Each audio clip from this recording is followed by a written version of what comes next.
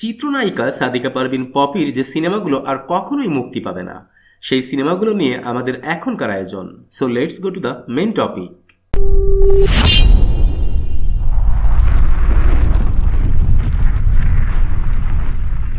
ঢাকায় ফিল্ম ইন্ডাস্ট্রিতে hot and bold cinematic look এবং ফিল্মি ফিগারের নায়িকার তালিকা করলে সবার উপরে যে নামটি থাকবে নিঃসন্দেহে সেটি সাদিকা পারভিন পপি।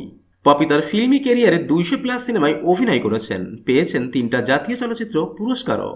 কিন্তু দুঃখের বিষয় হলো পপির এমন কিছু মুভি রয়েছে যেগুলো আর কখনোই মুক্তি পাবে না। এই মুভিগুলো মুক্তি পেলে পপির নামের পাশে হয়তোবা যুক্ত হতে পারত আরও একটি ন্যাশনাল অ্যাওয়ার্ড। আর এই তালিকার প্রথমেই রয়েছে ডিরেক্টর জি সরকার পরিচালিত পপি ও ফেরদৌস অভিনীত সিনেমা শর্টকাটে বড়লোক।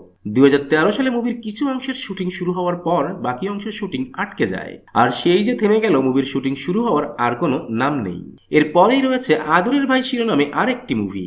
পপি ও প্রিন্সকে নিয়ে শুরু হওয়া এই মুভির মাত্র একটি গানের শুট করা হয়েছিল 2013 সালের ডিসেম্বরে। ডিরেক্টর পিএ কাজল পরিচালিত এই মুভি অনেকদিন আটকে থাকার পর অবশেষে ডিরেক্টরের অকাল মৃত্যুতে মুভিটি আর হয়নি, আর এই মুভিটি নিয়ে অনেক আলোচনা হয়েছিল তখনকার সময়ে। এরপরে রয়েছে রবীন্দ্রনাথ ঠাকুরের উপন্যাস অবলম্বনে সিনেমা ঘরে বাইরে। এই মুভিটি মুক্তি পেলে মুভিটি হতে পারত পপির কেরিয়ারের অন্যতম মাইল ফলক। চাষী নজরুল ইসলাম পরিচালিত এই মুভি শুটিং শুরু হওয়ার আগেই বন্ধ হয়ে যায়। অ্যান্ড ফাইনালি পপির মুক্তি না পাওয়া যে সিনেমা নিয়ে সব থেকে বেশি আফসোস করা হয় সেটি হচ্ছে মান্নার সাথে জীবন যন্ত্রণা নামক সিনেমাটি। জাহিদ হোসেন পরিচালিত এই সিনেমাতে মুক্তিযুদ্ধকালীন সময়ে যৌনকর্মীদের ভূমিকার বাস্তব চিত্র তুলে ধরা হয়েছে। যৌনকর্মীদের মুক্তিযুদ্ধে অংশগ্রহণের কাহিনী নিয়ে নির্মিত হয়েছে এই সিনেমাটি।